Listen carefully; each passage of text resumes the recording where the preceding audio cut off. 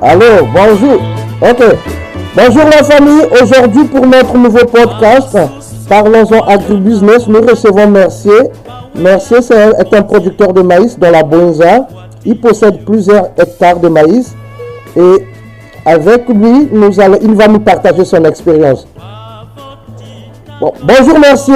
Les amis qui ne te connaissent pas, comment en bref on peut te décrire? Qui est Mercier? Ok, d'accord. Bonjour les chers amis, j'espère qu'on est tous des leaders en agriculture. Je suis Mercier Lutonadio, fils de M. Lutonadio, agent de la pisciculture et des mamans paysannes. Ok.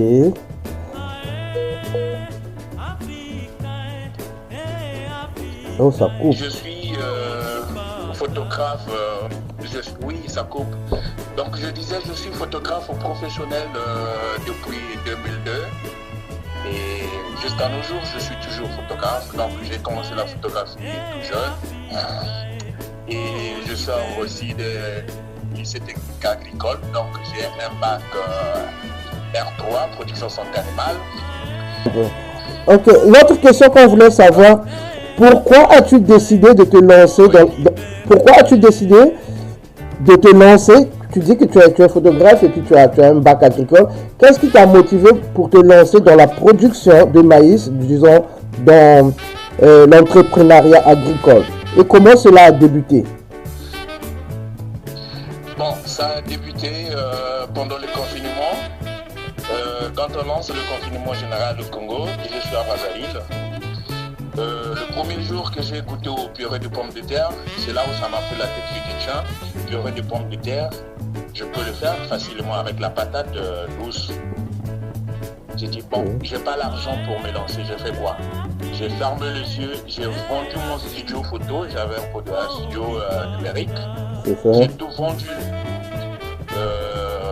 Je l'ai vendu, après je me suis dit, bon, comme je suis du pool à Mindouli, le sol n'est pas bon, vu par rapport, si comme nous tous nous connaissons dans la région de Poul, j'ai dit non.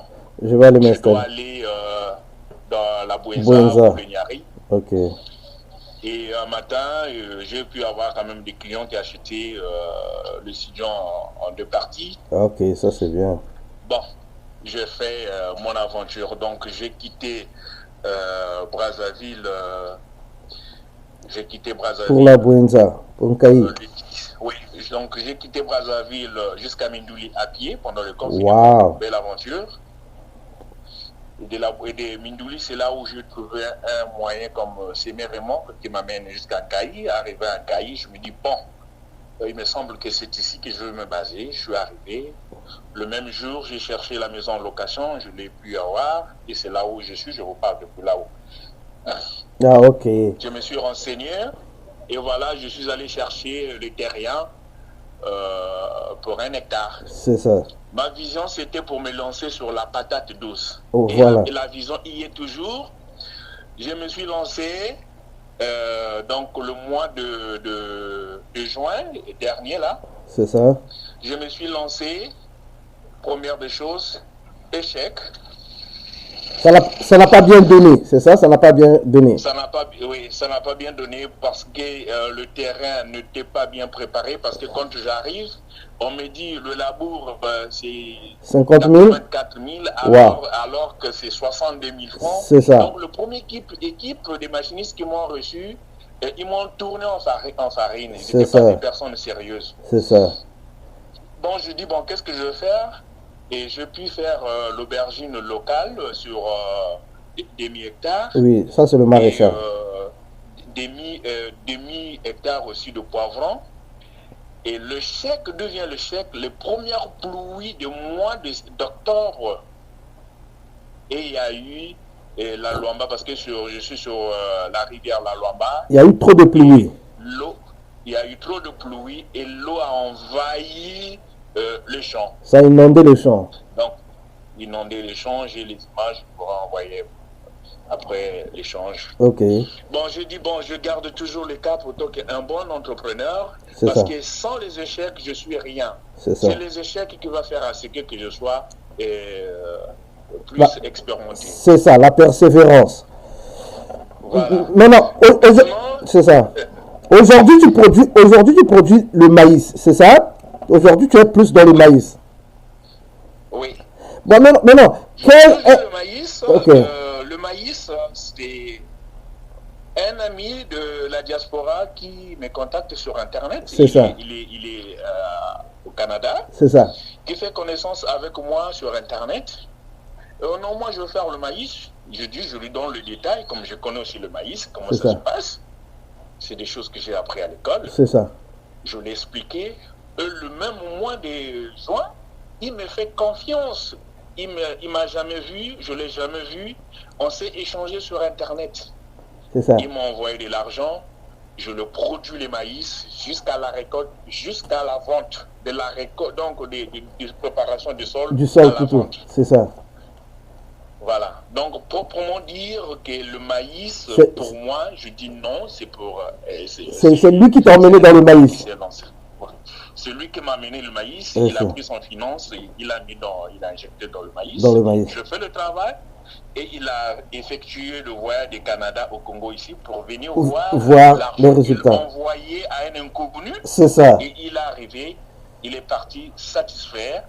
Et l'étendue, c'était sur 5 hectares et demi. C'est ça. 5 hectares et demi, on a pu récolter, à la récolte, on a eu 11 tonnes et un sac. Waouh, ça c'est bien, hein?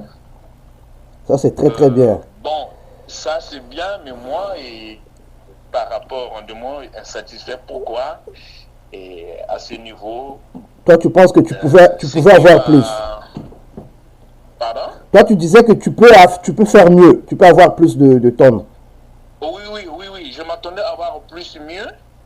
Et pourquoi on n'a pas pu avoir au moins 15 tonnes? Donc, mon estime était à 15 tonnes. Ok, ça on va en parler. Voilà. Merci. Il y a une question que je pose toujours aux agriculteurs. Le problème de financement. Beaucoup de gens, quand ils se lancent, il y a un problème qu'on doit être accompagné. Est-ce que toi, de ton côté, tu as été accompagné ou bien est-ce que tu as pensé à demander, par exemple, au niveau du ministère, des structures qui sont en place, de l'aide, du financement ou bien de l'accompagnement dans tes projets? Bon, merci pour cette question. Et avant de faire cette demande-là, côté finance, il faut d'abord commencer au moins. C'est ça. Comme moi j'ai commencé, je suis sur le terrain, les images parlent. C'est ça. Les gens voient comment je suis sur le terrain, comment je transpire, comment les tracasseries de transport, tout ça. C'est ça. Au moins les gens voient, mais à partir de là que je peux venir au ministère de tutelle pour dire non, aidez-moi. Aidez-moi. Je peux aller voir, je ne sais pas qui, aidez-moi. Aidez-moi, même dans les banques. Surtout, oui. Voilà. Surtout ne me donnez pas les finances, mais donnez-moi le matériel. Aidez-moi dans le matériel. Ça, c'est bien. Aidez-moi dans le matériel. Parce que le finance, ça apporte beaucoup de choses. Parce qu'une fois que tu as les finances qu'on t'a donné, et que tu n'as pas transpiré, on te donne. Et après, demain, on roule carrosse avec cet argent. C'est ça. C'est ça. Il y a le matériel comme ça. C'est ça. Voilà. C'est ça ce qui bloque justement parce qu'eux, ils se disent qu'ils ont donné beaucoup d'argent aux gens qui n'ont produit même pas 1 kilo de ce qu'ils avaient demandé. Tu vois? Oui. Ok, ça c'est quand même, c'est vraiment bon. Il y a des gens qui disent qu'on devait toujours quand même accompagner. Ils sont dans l'obligation d'accompagner les jeunes, les gens qui veulent débuter dans l'agriculture. Parce que l'agriculture, en fait, c'est la base de tout. Si on laisse, il n'y a pas d'accompagnement, ce sera difficile. Mais oui, tout le temps quand nous mangeons à la maison et tout ce que nous consommons à la maison, et ça va dans l'agriculture. Ciboule, l'agriculture, tomate, l'agriculture, et persil, l'agriculture. Sans ça, on est zéro. Même la volaille, parce que nous, on est dans un combat pour le poulet. Même le poulet, ça dépend de l'agriculture. Tout dépend de l'agriculture. Tout va de l'agriculture. Tout dépend de l'agriculture. Même le poisson. Même le poisson. Les tilapia consomment l'aliment. C'est ça. Ok, merci. Le prix du kilo du maïs aujourd'hui au marché est entre 300, 400. Bon, la tonne, moi je me rappelle, on avait même parlé avec toi pour le prix de la tonne, c'est entre 200 000 et 250 000. Les éleveurs, les éleveurs qui achètent le maïs pour la fabrication de l'aliment, ils trouvent encore qu'il y a beaucoup de gens qui disent que ce prix est encore un peu cher. Quel est ton point de vue sur ça? Bon, à partir de là, à ce niveau, la faute, ils n'ont pas tort, et nous aussi, nous n'avons pas tort. C'est ça. Le maïs que nous cultivons là, ce sont les hybrides F1. C'est ça. Et ça sort au droit du laboratoire. Donc, c'est travaillé. C'est ça. Continuellement, obligatoire, l'urée. C'est ça. Alors, 1 hectare, j'ai droit à 200 kilos par hectare. 200 kilos Alors, de NPK, 200 kilos d'engrais. Autant, oui. Ouais. Ça, c'est l'urée. C'est ça. Ça, c'est l'urée. Bon, le sac me coûte 22 500 à Siagri. Je suis en Kraï. Voilà. J'avais acheté à Dolisie. À Dolisie, c'est ça. Donc, le transport de Dolisie en Kraï, ça m'a coûté 75 000 francs. C'est ça. Le véhicule que je louais. C'est ça. Bon, d'Inkaï jusqu'à Tekanima, là où je travaille, ça me fait 25 km. Encore, faut encore. J'ai payé 45. Voilà, j'ai payé 45 000 francs. C'est ça. Et bon, ça, c'est moi la première phase de urée. C'est ça. Ouais, ça c'est seulement, disons, l'engrais de première phase.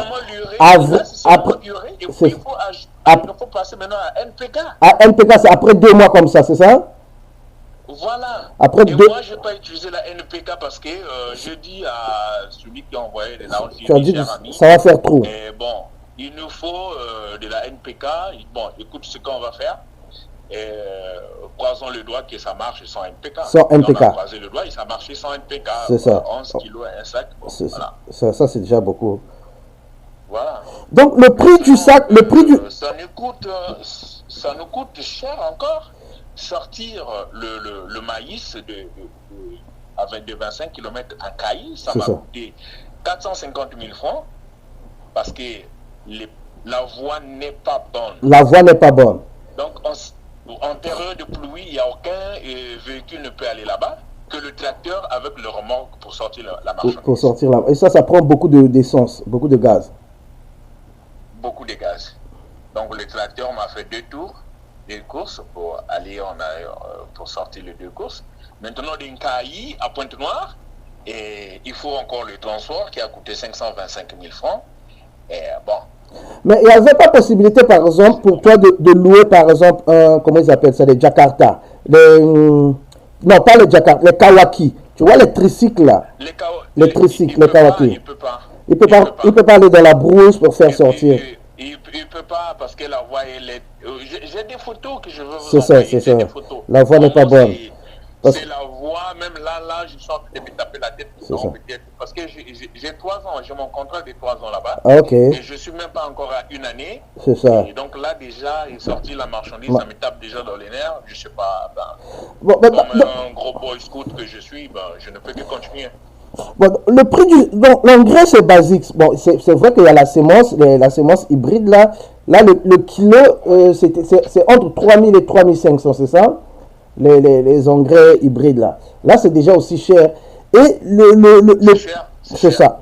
Et le prix de l'engrais, du NPK, je sais que chez CA Agri, le sac de 10 kilos, c'est environ 5000. Ce qui est aussi toujours un peu cher. Mais maintenant, 50 kilos à 24 000. 50 kilos à 24 000. 10 kilos, c'est... Ouais, parce que 10 kilos, ils ont dit à peu près 5 000. Maintenant, qu'est-ce que toi, tu penses? Qu'est-ce que nos gouvernants, ils doivent faire pour que les choses puissent changer?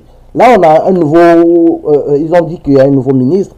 Qu'est-ce qu'on doit faire, par exemple, dans cette filière-là pour qu'on puisse avoir quand même, dans l'avenir, des prix un peu abordables? Ok. La première des choses que je peux dire à notre ministre du tutelle qui vient à peine de rentrer dans le bateau, est qu'il ne soit pas un ministre ethnique. C'est ça. Qu'il est par exemple des Gamboma et ça. Dans son cabinet il n'y a que ceux de Gamboma. Non. Qu'il soit un ministre national. C'est ça. Il y a les Bembe, il y a les Laré, il y a les Soundé, il y a les Possi, il y a les Bakwaye, tout ce monde dans son cabinet. C'est ça. Et à partir de là, qu'il aura maintenant une vision, le sens d'écouter tout le monde. C'est ça. Voilà. Maintenant, En deuxièmement, ce qu'il va faire, c'est de recenser les agriculteurs formels, C'est ça. informels. Et après, de voir les intros, donc tout ce qui est engrais, C'est ça. qu'il appelle les fournisseurs de voir ce prix-là, C'est ça. de voir le prix. Maintenant, une fois fini avec les fournisseurs des intros, et il met un mécanisme en place, comme le président avait dit, il a parlé plus de l'agriculture, C'est ça. l'agriculture mécanisée. C'est ça. Qu'on nous fait descendre les tracteurs dans chaque département. C'est ça. Le tracteur, par exemple, en Kayi, moi je suis en Kayi, je ne peux que parler d'un Kayi. C'est ça. Bon, Les Kayi tracteurs a de l'État. 500 tracteurs. De l'État. Voilà, ça c'est le tas, oui. C'est ça. Et comme ça, le prix va être... Voilà. Tu vois, bon, Là, le prix, ils vont casser le prix. c'est ça. Ils vont maîtriser le prix. Ici, voilà. C'est ça. En Kayi, ici, on a peut-être 50 tracteurs, C'est ça. mais ils ne satisfont pas les besoins de tout le monde. Mais oui, mais parce que c'est des privés. Ils mettent le prix pour... Voilà, c'est des privés. Voilà. Ils ont fait ça avec les bus, par exemple, les mal à l'aise. S'il n'y avait pas les mal à l'aise, aujourd'hui, on ne pouvait pas maîtriser le prix de bus. Mais le fait que l'État a mis les bus de l'État et ils ont stabilisé le prix à 150, les privés ne peuvent rien faire. Ils sont obligés. S'il y avait les tracteurs de l'État, c'est ça. L'État pouvait... Et même, pour revenir sur le problème d'engrais, si l'État avait les produits, les endroits, ou même parce que l'engrais, en fait, le NPK là, c'est la même chose que le ciment. On a le sac de ciment à 3500 maintenant, parce que l'État s'est mis dans cette histoire. L'État a créé le monopole. Le sac de NPK peut être amené jusqu'à être même à le sac de 50 kg de ciment, c'est à 3500. Parce que c'est la même façon qu'on fabrique les engrais, qu'on fabrique le ciment. Ce sont des minéraux qu'on trouve, on chauffe, on écrase et puis ça fait sortir. Donc on pouvait avoir jusqu'à 50 kg à 4000 ou à 6000. Mais c'est que l'État doit faire, tu vois. C'est ça ce que, bon, selon moi quoi. Mais il y avait une autre question que je... C'est ça. Il y a une autre question que je voulais aborder avec toi, merci. Il y a le problème des gens qui sont rentrés, ils ont le monopole. Il y a des Sud-Africains qui sont à Dolisie, qui produisent beaucoup le maïs à grande échelle. Et il y a aussi récemment Saris, qui a le monopole sur la production de sucre. Ils ont aussi commencé dans la production du maïs. À bientôt, on a dit aussi qu'à bientôt, il y aura des Chinois aussi qui vont venir dans cette filière-là du maïs. Est-ce qu'on devrait... Les Chinois, j'espère, c'est que sûr les Chinois ont commencé. Tu vois. Est-ce que... Les Chinois, ils doivent avoir un entrepôt à Pointe-Noire. Tu vois. Est-ce qu'on ne devrait pas, les petits producteurs, les gens qui veulent être autonomes, qui veulent vraiment se dire que... Est-ce qu'on ne devrait pas s'inquiéter de ce qui va arriver, qu'il y aura peut-être une concurrence déloyale dans la production du maïs? Est-ce qu'on ne devrait pas déjà commencer à s'inquiéter de ça? Bon, sur cette question, moi, je m'inquiète. Je m'inquiète parce que ces gens-là, quand ils arrivent, c'est comme s'ils étaient le fils du pays. C'est ça. Nous, on n'arrive pas à évoluer. Pourquoi? Parce qu'on ne valorise pas ce que le fils du pays fait. Voilà. Priorité à l'étranger. C'est ça. Moi, il y a pas mal de Français qui m'appellent. C'est ça. Pas mal de Français qui m'appellent. Merci, est-ce que je suis pas là-bas? On peut avoir 50 hectares. J'ai dit, je ne suis pas le terrien, je ne sais pas. C'est ça. La réponse que je donne, c'est pour le frustrer, pour qu'il ne m'appelle plus. C'est ça. Parce que moi-même, je ne suis pas d'abord satisfait sur le terrain. C'est ça. Ça appelle dans tous les sens, même celui qui a commencé à déranger notre échange là. Il appelle seulement pour ça. Donc depuis l'Afrique du Sud là-bas, et il m'appelle, oh non, bon, je viens investir avec les Sud-Africains. Je dis, écoute, je ne suis pas le terrien. C'est ça. Comme vous avez l'habitude, allez voir le gouvernement, comme d'habitude, comme vous êtes le fils du pays, bon, C'est allez-y. Donc ça inquiète. Ça inquiète. Ça inquiète parce que quand eux, ils arrivent, parfois le gouvernement aussi les accompagne. Il y a beaucoup de projets qu'on va voir sur le terrain, là, même quand je regarde les télé Congo, parfois ça énerve aussi.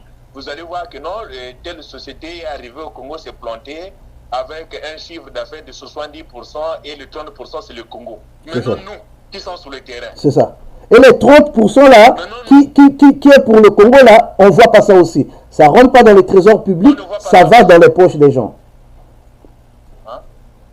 Donc, comment on va évoluer comme ça? Donc, l'autre actuel ministre, s'il est là pour accepter seulement pour dire le oui, le oui, le oui, le oui, qui vient de haut là-bas, il ne va rien faire. C'est ça. Parce que qu'il soit quelqu'un des paroles et des actions. Parce que la théorie est facile, mais c'est la pratique qu'on attend. C'est ça.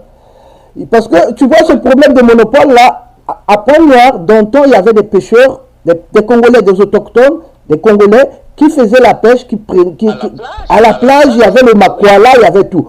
Aujourd'hui, ils ont laissé les Chinois emmener des gros bateaux. Et les Congolais, en dehors des Chinois, il y a aussi les Béninois, tout ce monde. Les Congolais n'arrivent plus à avoir du poisson. Les entrepreneurs qui étaient dans la pêche, tous, ils ont dit qu'on ne peut plus. Ils ont donné tout notre manger aux étrangers. Aux étrangers. Et c'est des bateaux qui vont en mer. Il y a des bateaux, quand ils vont en pêche, et ils font de croisement au large. C'est ça. Dans les zones profondes là-bas, il y a des bateaux qui quittent des pays étrangers depuis dans les, je sais pas, plus loin là-bas, à beaucoup de kilomètres, là où il n'y a pas de contrôle, et ils prennent des poissons, ils donnent dans d'autres bateaux, et ils font demi-tour, ils partent. C'est vrai. Parce que c'est quoi? C'est des deals. C'est du lait. Bon. C'est difficile. Et il y a aussi le problème que je voulais échanger avec toi, le problème du transport des marchandises agricoles. Souvent, quand tu transportes la marchandise, tu es sur la N1 ou bien la N2, tu transportes, tu as par exemple ton pick-up avec des sacs de maïs, ou bien souvent tu as les policiers qui t'embêtent. Tu as toujours des gens en uniforme, ou bien des policiers, ou bien des militaires qui font des barrages, et tu es obligé de dépenser de l'argent. Oui, nous les Congolais, parce que moi personnellement, je n'ai que 3 ennemis dans ma vie. Le policier, le gendarme et le militaire. C'est ça. C'est les 3 ennemis que j'ai dans ma vie parce que je transpire, je me brûle sous le soleil qui me tape jusque dans le nerf, j'ai la marchandise. Tu sais bien que cette marchandise-là va te nourrir, toi et ta famille. C'est ça. Mais tu me demandes d'abord, là, en sortant seulement la cahier, là, je paye péage. C'est ça. J'arrive avant le Dima là-bas à Dutadi. C'est ça. Bon, motard de gendarme qui attend, payer. Bon, on te fait payer, tu n'as même pas un reçu du trésor public. C'est ça. Je ne sais pas pourquoi le péage existe. Bon, jusqu'à l'arrivée, il faut payer 2000. Bon, c'est quoi le rôle de péage? C'est ça. Et puis à un moment, tu te demandes, mais je fais tout ça pourquoi? Parce que tu fais quelque chose pour aider la population, mais tu te retrouves dans une situation où tu aides des gens à s'enrichir. C'est le monde de quelques gens qui ils en tirent profit. Et puis on te dit, mais moi une fois, ils nous ont dit, mais vous êtes des hommes. Parlez là, vous êtes des hommes. Mais qu'est-ce qu'on doit parler? Mais on doit parler quoi? Est-ce que c'est vraiment ça votre rôle? On vous a mis sur la route pour demander aux gens, parlez, vous êtes des hommes. Et avec ma moto, je ne sais pas quand est-ce, ça date un peu, je revenais de l'Udima avec mon sac de foufou. C'est ça. Et on m'interpelle là. J'ai dit oui. Oh non, le foufou, chef, nous on a faim. C'est ça. Si vous avez faim, vous avez du salaire, mais moi j'ai pas de salaire. C'est ça. Donc, oh non, dis quelque chose. Dis quelque chose. Dire quoi? Parle, tu es un homme, parle. Qu'est-ce que je vais dire? Bon, c'est pas facile. Vous me demandez de parler, qu'est-ce que je vais vous dire? Vous m'avez interpellé. Dites-moi, le motif d'interpellation, c'est quoi?